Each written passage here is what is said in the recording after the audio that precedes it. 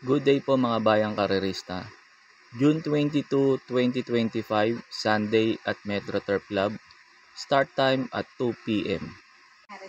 May pa-shoutout tayo galing kay Sir Silverio Picar. Pinapa-shoutout niyo yung mga taga Nilapas na karerista. Shoutout po sa inyo.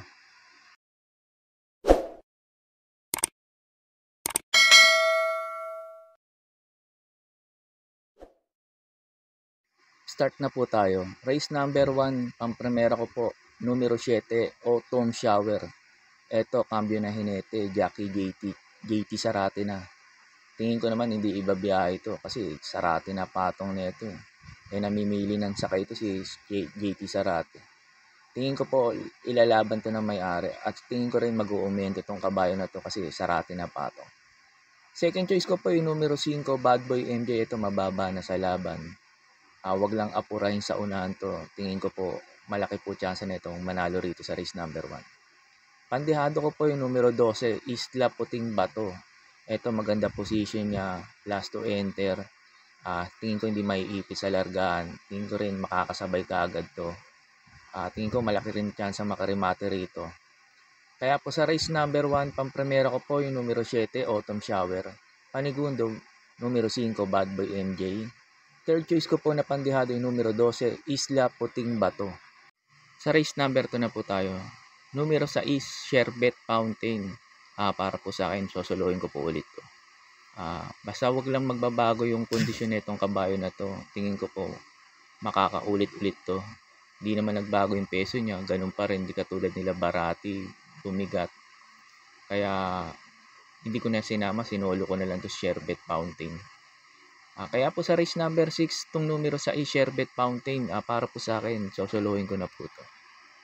Sa race 3 na po tayo, itong Grand Copa de Manila Cup. Pampremera ko po yung numero 7, Jungkook. Ito basta nasa kondisyon pa rin itong kabayo na to. Tingin ko po malaki po chance ulit makapanalo ulit dito sa grupo na to. Second choice ko po yung numero 4, Batang Manda. Ito naman sakaling hindi habulin nila King James at Basheru. Tingin ko po malaki po chance makatapos ng karera to si Batang Manda.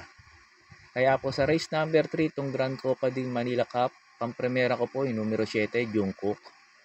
Panigundo yung numero 4, Batang Manda. Sa race number 4 na po tayo. Pampremera ko po yung numero 5, Frosty Raven. Ito nabitin lang rimate na ito nakaraan. Tingin ko po ngayon mag-uumento itong kabayo na to. Second choice ko po yung numero 2, Big Battle. Ito naman nagmadali lang pagkuha nito ng bandera kaya naubusan tong kabayo na to. Tingin ko wag lang mamadaliin tong kabayo na to. Tingin ko po malaki po chance manalo rito sa race number 4. Third choice ko po yung numero 9, Guerrero Warrior. Ito cambio hinete, binalik na kay JT Sarate to, gamay ni JT Sarate to. Ito pwede naman isunod to eh. Kaya malaking chance na itong manalo rito. Kaya po sa race number 4, pampremera ko po yung numero 5, Frosty Raven. Panigundo yung numero 2, Big Battle. Third choice ko po yung numero 9, Guerrero Warriors. Sa race number 5 na po tayo. Pampremera ko po yung numero 7, Caligan. Ito binigay na kay Sarate. Tingin ko maganda po itatakbo ngayon nito ni Caligan. Second choice ko po yung numero 3, Paddington. Ito naman si Paddington, impresibo ang barrier nito. Tingin ko po mag-uumento rin kabayo na to kasi first official run niya ngayon dito. Tingin ko po mag-uumento pa tong kabayo na to. Pagkatapos pala ng info ko rito sa race number 5, in-upload ko po yung barrier run nito ni Paddington para mapanood niyo po. At para magkaroon kay idea kung sosolohin niyo ba to si Paddington o magpo-protection pa kayo. Kaya po sa race number 5, pampremera ko po yung numero 7, Caligan. Panigundo yung numero 3, Paddington. Thereof, early lady second by Borderline over Paddington. And as they leave the chute now, they still Borderline. Leads by some 3 lengths over Paddington. Towards the left, 800 now, the steel Borderline leads by a length, and moving forward now, it's Paddington. But it's still Borderline and Paddington for the outside as they pass half mile. Borderline and Paddington. Paddington now for the outside Baja Palang over borderline. And as they round the last 600, borderline regains the lead over Paddington. Past the last 8-mile pole, borderline and Paddington. And 300 to go. It's still Paddington and borderline as they come up towards the final turn. Paddington racing on the outside by half a length over borderline. Down to the finish, it is still Paddington. Leads by a length now over borderline. And nearing the finish line, it's Paddington. Borderline. Sa race 6 na po tayo. Pampremera ko po yung numero sa East Chocolate Thunder. Eto, cambio hinete, JT Sarate na. Tingin ko po laban tong kabayo na to. Binibigyan ko na malaking panalo to. Si Chocolate Thunder, baka madihado pa dito to. Second choice ko po yung numero 2, Border Force. Eto, gumaan ng peso.